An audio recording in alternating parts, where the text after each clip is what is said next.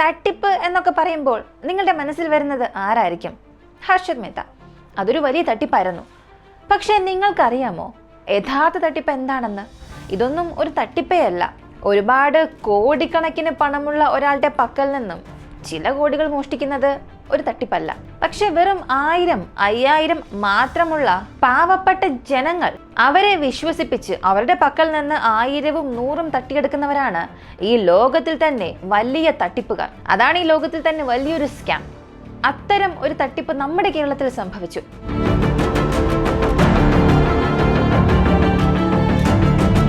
അതെങ്ങനെ സാധിക്കും? കേരളത്തിലാണല്ലോ എല്ലാവരും വിദ്യാസമ്പന്നർ. അവരെയൊക്കെ അങ്ങനെ കബളിപ്പിക്കാൻ കഴിയുമോ എന്നൊക്കെ ചോദിക്കാം. പക്ഷേ ഒരാൾ, 2 പേർ, 1 ജില്ല, 2 ജില്ല, ഇങ്ങനെ ഈ ഒരു സ്കാമിനെ ഇത്ര ചെറിയ രീതിയിൽ കാണാനേ സാധിക്കില്ല.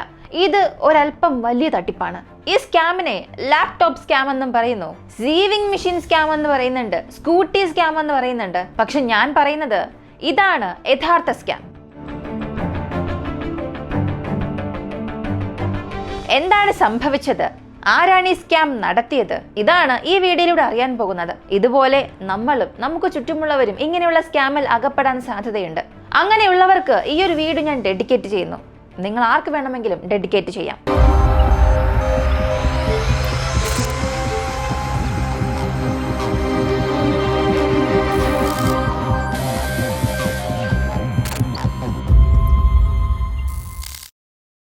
ഈ പറയാൻ പോകുന്ന വ്യക്തിയുടെ പേരിലുള്ളത് 1 or 2 കംപ്ലൈന്റ് അല്ല. ഇവന്റെ പേര് അനന്തകൃഷ്ണൻ. ഈ അനന്തകൃഷ്ണന്റെ പേരിൽ ഏകദേശം 7000-ലധികം ആളുകൾ പരാതി നൽകിയിട്ടുണ്ട്. ഒരു ജില്ലയിൽ നിന്നല്ല, ഇപ്പൊ പോലും 8 ജില്ലയിൽ നിന്നാണ് ഇവനെതിരെ പരാതി ലഭിച്ചിട്ടുള്ളത്. ഈ ഒരു കേസിനെ ക്രൈംബ്രാഞ്ചിലേക്ക് മാറ്റണം എന്നുള്ള ചിന്തയിലാണ് കേരള പോലീസ് ഉദ്യോഗസ്ഥർ. ഇവർക്ക് തന്നെ ഇത് വലിയൊരു ഞെട്ടലുണ്ടായി. ഇതെങ്ങനെയാണ് സാധ്യമായത്? ഇതാണ് എല്ലാവർക്കും അറിയേണ്ടത്. കേരളത്തിൽ സ്കാം ചെയ്തു എന്നൊക്കെ പറയുമ്പോൾ പൊളിറ്റിക്കൽ ഇൻഫ്ലുവൻസ് ഇല്ലാതെ ഇതൊന്നും ചെയ്യാൻ സാധിക്കില്ലല്ലോ. അപ്പോൾ ഇതിന് പുറകിൽ രാഷ്ട്രീയ പിൻബലം ഉണ്ടോ എന്ന് ചോദിച്ചാൽ ഇവിടെ ചിന്തിക്കേണ്ടത് കേരളം എന്നല്ല, ഇന്ത്യ എന്നല്ല, ഏതൊരു രാജ്യം എടുത്താലും പൊളിറ്റിക്കൽ ഇൻഫ്ലുവൻസ് ഇല്ലാതെ യാതൊരു സ്കാമും യാതൊരു തെറ്റും അവിടെ ചെയ്യാൻ സാധിക്കില്ല.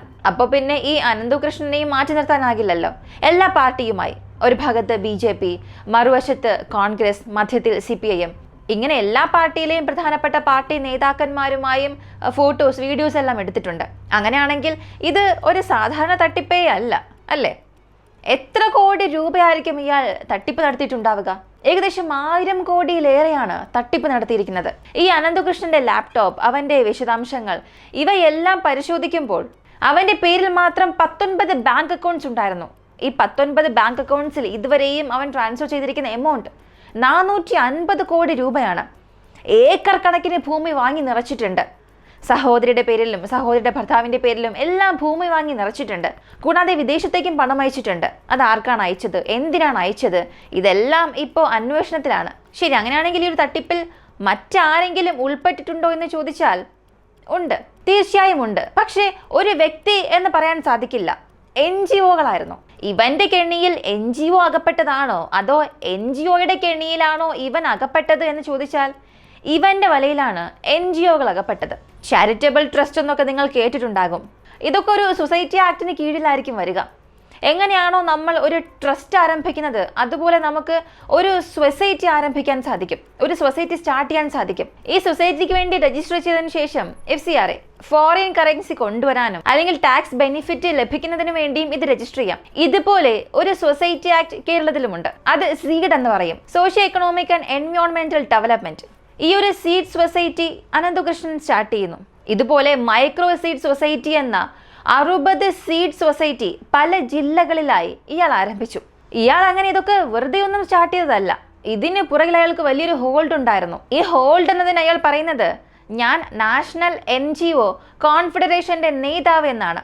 ഈ നാഷണൽ NGO കോൺഫെഡറേഷൻ എന്നൊക്കെ പറയുമ്പോൾ അത് വലിയ സങ്കീർണമായ കാര്യമാണെന്നൊന്നും ചിന്തിക്കേണ്ട. ലളിതമായി പറഞ്ഞാൽ ഈ NGO, മറ്റ് ട്രസ്റ്റ് സംഘടനകൾ, ഇവയെല്ലാം ബന്ധിപ്പിക്കുന്ന ഒരു വ്യക്തിയാണ് ഞാൻ എന്നാണ് അയാൾ പറഞ്ഞത്. ഇങ്ങനെ ഒരുപാട് ട്രസ്റ്റുകൾ എൻ്റെ ഒരു സൊസൈറ്റിക്ക് കീഴിൽ, ഒരുപാട് സംഘടനകൾ ഈ സൊസൈറ്റിക്ക് കീഴിലുണ്ട്. ഞാൻ ചെയ്യുന്നത് ഇങ്ങനെ ഓരോ സംഘടനകൾ, HB, Intel, ഇൻഫോസിസ്, ടാറ്റ, മാരുതി, ഇവർക്കെല്ലാം ഒരു CSR ഫണ്ട് ഉണ്ട്. ഈ CSR ഫണ്ട് എന്നത് കോർപ്പറേറ്റിൽ ജോലി ചെയ്യുന്ന എല്ലാവർക്കും CSR ഫണ്ടിനെ കുറിച്ച് അറിയാമായിരിക്കും. അത് മറ്റൊന്നുമല്ല, ഒരു കോർപ്പറേറ്റ് സ്ഥാപനം അവരുടെ ലാഭത്തിൽ ഒരു ചെറിയ തുക സോഷ്യൽ സർവീസിനായി മാറ്റിവെക്കും. അതിനെയാണ് CSR ഫണ്ട് എന്ന് പറയുന്നത്. ഈ CSR ഫണ്ട് എല്ലാ കോർപ്പറേറ്റ് കമ്പനികളും ഞങ്ങളുടെ പക്കലാണ് നൽകുന്നത്. കാരണം ആ കമ്പനികൾക്ക് എന്ത് ചെയ്യണം, എങ്ങനെ ചെയ്യണം ഇതൊന്നും അറിയില്ല. പക്ഷെ എനിക്ക് ഒരുപാട് NGOയുമായി ബന്ധമുള്ളതുകൊണ്ട്, ഒരുപാട് ട്രസ്റ്റുകളുമായി ബന്ധമുള്ളതുകൊണ്ട് ഇവർക്ക് ഈ ഒരു ആവശ്യമുണ്ട്, ഇവർക്കാണ് ഇന്ന സഹായം വേണ്ടതെന്നുള്ളത് എനിക്ക് പെട്ടെന്ന് മനസ്സിലാക്കാൻ സാധിക്കും. അതുകൊണ്ട് ഒരുപാട് കോർപ്പറേറ്റ് സ്ഥാപനങ്ങൾ എൻ്റെ പക്കലാണ് ഈ ഒരു CSR ഫണ്ട് നൽകുന്നത്. ഈ CSR ഫണ്ട് നൽകുന്നതിൻ്റെ കൂടെ തന്നെ ഈ കോർപ്പറേറ്റ് കമ്പനികൾ പറഞ്ഞ മറ്റൊരു കാര്യം, പാവപ്പെട്ട ജനങ്ങൾക്ക് പകുതി വിലയിൽ എന്തൊക്കെ നൽകാൻ സാധിക്കും എന്ന ഒരു ലിസ്റ്റ് കൂടെ നൽകി. അതിൽ സ്കൂട്ടി ഉണ്ട്. അത് 1,20,000-ത്തിനല്ല, വെറും 60,000-ത്തിന് നൽകും. അതും ഈ 60,000 മാസാമാസം കെട്ടിയടച്ചാൽ മതി. നിങ്ങളുടെ വീട്ടിൽ പഠിക്കുന്ന കുട്ടികളുണ്ടോ? ലാപ്ടോപ്പ് വേണോ? 1,10,000 ലാപ്ടോപ്പ് എന്നെ കൊണ്ട് 40,000 രൂപയ്ക്ക് നൽകാൻ സാധിക്കും. 40,000-ത്തിന്റെ ലാപ്ടോപ്പ് എന്നെ കൊണ്ട് 20,000-ത്തിന് നൽകാൻ സാധിക്കും. പ്രതിമാസം ഈ ഒരു എമൗണ്ട് നിങ്ങൾ അടച്ചാൽ മാത്രം മതി. നിങ്ങൾക്ക് തയ്യൽ മെഷീൻ വേണോ? അതും ഞങ്ങളുടെ പക്കലുണ്ട്. പകുതി വില മാത്രം, 10,000 രൂപ മാത്രം. ഇങ്ങനെ പാവപ്പെട്ട ജനങ്ങൾക്കുള്ള ആവശ്യമായ കാര്യങ്ങൾ, അത്യാവശ്യമായ കാര്യങ്ങളെല്ലാം ലക്ഷ്യം വെച്ച് തട്ടിപ്പ് നടത്തി. എറണാകുളം ഇൻഫോ പാർക്കിൽ നിന്നാണ് ഈ തട്ടിപ്പിന്റെ എല്ലാം തുടക്കം. അവിടെ നിന്ന് അവിടെയുള്ള ഗ്രാമങ്ങളിലേക്ക് ഈ സൊസൈറ്റിയെ സ്പ്രെഡ് ചെയ്യുന്നു. ഈ സൊസൈറ്റി അവൻ സ്പ്രെഡ് ചെയ്തതിനു ശേഷം ഒരുപാട് ചെറിയ ചെറിയ നല്ല കാര്യങ്ങൾ ചെയ്യാൻ തുടങ്ങി. ആദ്യം ഒരു സ്കൂളിലേക്ക് ചെല്ലുന്നു. അവിടെ ഈ സ്റ്റേഷനറി കിറ്റുകൾ നൽകാൻ തുടങ്ങുന്നു. ഈ സ്റ്റേഷനറി കിറ്റ് നൽകാൻ പോകുമ്പോൾ അവിടെയുള്ള പഞ്ചായത്ത് അംഗത്തെയും വിളിക്കുന്നു. പഞ്ചായത്ത് അംഗങ്ങൾ ചിന്തിക്കുന്നത് ഇയാളൊരു നല്ല കാര്യമല്ലേ ചെയ്യാൻ പോകുന്നത്, കൂടെ നിന്നാൽ ഒരു ഫോട്ടോ എടുക്കും, നമ്മളും അറിയപ്പെടും, അതുകൊണ്ട് അവരും ഇവരുടെ കൂടെ തന്നെ വരും. അങ്ങനെ പഞ്ചായത്ത് മെമ്പറുമായി അയാൾ സംസാരിക്കും. ഞാൻ ഇങ്ങനെയെല്ലാം ഒരുപാട് ആക്ടിവിറ്റി ചെയ്യുന്നുണ്ട്, സഹായം ചെയ്യുന്നുണ്ട്, നിങ്ങൾക്ക് എന്തെങ്കിലും ആവശ്യമുണ്ടെങ്കിൽ എന്നോട് ചോദിച്ചാൽ മതി എന്നും പറയും. അങ്ങനെ പഞ്ചായത്ത് മെമ്പർ അവന്റെ വലയിൽ വീഴുന്നു. വലയിൽ വീണ ഉടനെ അടുത്ത ഒരു ആക്ടിവിറ്റി ചെയ്യാൻ പോകുന്നു എന്ന് പറഞ്ഞ് വീണ്ടും വിളിക്കും. നിങ്ങളുടെ പക്കൽ ഏതെങ്കിലും പോലീസ് അധികാരികൾ ഉണ്ടെങ്കിൽ അവരെയും വിളിച്ചു കൊണ്ടുവരാൻ ആവശ്യപ്പെടും. അങ്ങനെ പഞ്ചായത്ത് മെമ്പറും അവിടെയുള്ള പോലീസ് അധികാരിയെ കോൺടാക്ട് ചെയ്യും. അടുത്ത ഒരു സ്റ്റേഷനറി കിറ്റ് കൊടുക്കാനായി പോലീസ് അധികാരിയെ വിളിക്കും. ഇതെല്ലാം 5,000 10,000-ത്തിന്റെ കിറ്റായിരിക്കും. ഇങ്ങനെ പോലീസ് അധികാരിയും ചെന്ന് ആ ഒരു പദ്ധതി ആരംഭിച്ചു വയ്ക്കുന്നു. ഇങ്ങനെ പഞ്ചായത്ത് മെമ്പർ, പോലീസ് ഉദ്യോഗസ്ഥർ ഇങ്ങനെ തുടങ്ങിയ ഈ ഒരു തട്ടിപ്പ് അല്ലെങ്കിൽ ആ ഒരു പദ്ധതി അവൻ്റെ അടുത്ത ഘട്ടത്തിലേക്ക് പോകാൻ തുടങ്ങി. അവിടെയുള്ള രാഷ്ട്രീയ പ്രവർത്തകർ, കൗൺസിലർ, MLA ആരാണ്, അവിടെയുള്ള MP ആരാണ്, ഇങ്ങനെ ഇവന്റെ ഈ ഒരു വലയിൽ വലിയ വലിയ രാഷ്ട്രീയ പ്രവർത്തകരെയും കൊണ്ടുവരുന്നു. അവന് ലഭിക്കുന്ന ഫണ്ട് എത്രയാണെന്ന് അവൻ നന്നായി അറിയാം. കാരണം 2019 തന്നെ ഇതുപോലെ പലരെയും പറ്റിച്ചു എന്ന പേരിൽ ഇവനെ അറസ്റ്റ് ചെയ്യുകയും ജാമ്യത്തിൽ പുറത്തു വരികയും ചെയ്തു. പിന്നീട് കേരള പോലീസ് അധികാരികൾ ഇയാളെ കുറിച്ചുള്ള കാര്യങ്ങളൊന്നും വലിയ കാര്യമാക്കിയതേയില്ല. സത്യം പറഞ്ഞാൽ ഇയാൾ ഒരു സീരിയൽ കുറ്റവാളിയായിരുന്നു. ഒരു തവണയല്ല ഒരു തെറ്റ് ചെയ്യുന്നത്, ഒരേ തെറ്റ് പല തവണ ആവർത്തിച്ച് അവൻ ചെയ്യുന്നുണ്ടായിരുന്നു. സത്യം പറഞ്ഞാൽ ഇങ്ങനെയുള്ള സീരിയൽ കുറ്റവാളികൾക്ക് മേലനങ്ങി പണം സമ്പാദിക്കണമെന്ന ചിന്തയെ വരില്ല. ആരെ പറ്റിക്കാം, ആരിൽ നിന്നും പണം തട്ടിയെടുക്കാം, ഈ ചിന്തകൾ മാത്രമേ വരൂ. ഇങ്ങനെ അനന്തകൃഷ്ണൻ 2019 ചെറിയ ഒരു രീതിയിൽ തുടങ്ങിയ ഈ ഒരു തട്ടിപ്പ് വലുതാക്കാൻ ശ്രമിച്ചു. പിന്നീട് അവന്റെ ഒരു തട്ടിപ്പിനൊരു മറ എന്ന വണ്ണം സീഡ് സൊസൈറ്റി ആരംഭിച്ചു. പല NGOയുമായി സംസാരിക്കാൻ തുടങ്ങി. ട്രസ്റ്റുകൾ, സംഘടനകൾ എല്ലാവരെയും കോൺടാക്ട് ചെയ്യുന്നു.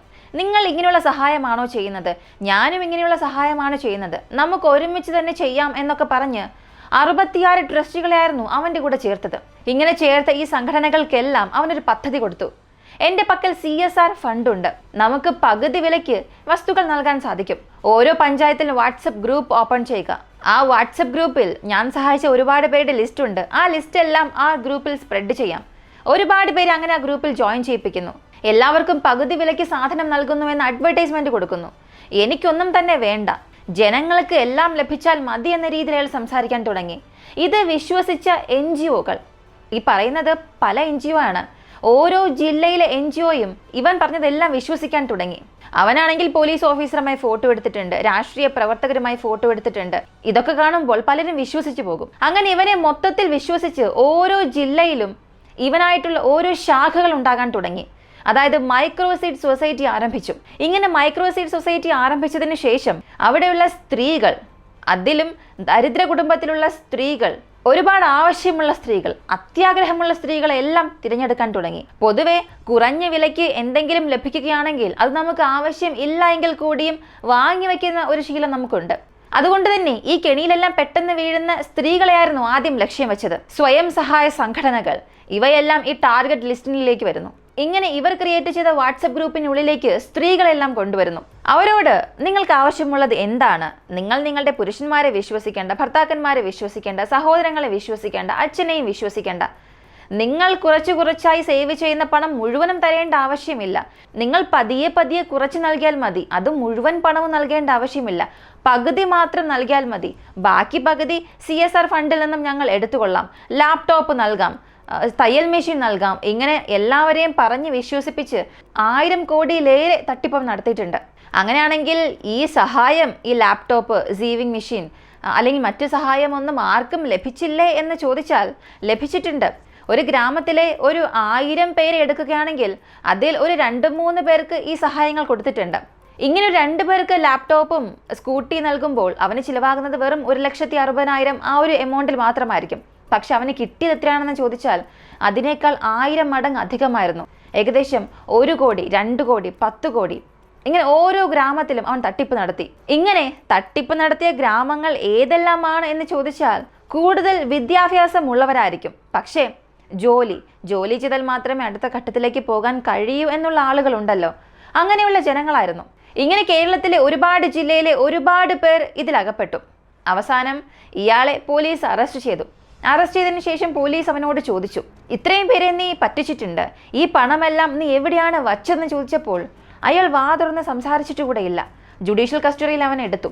എങ്കിലും അവന്റെ വായിൽ നിന്നും സത്യം പുറത്തേക്ക് കൊണ്ടുവരാൻ കഴിയുമോ എന്ന് ചോദിച്ചാൽ ഒരു സംശയം തന്നെയാണ്. ഇനി പുറത്തേക്ക് കൊണ്ടുവന്നാലും ഈ സഹായം എത്ര പേർക്ക് ചെയ്തു കൊടുക്കാൻ ഇനി സാധിക്കും?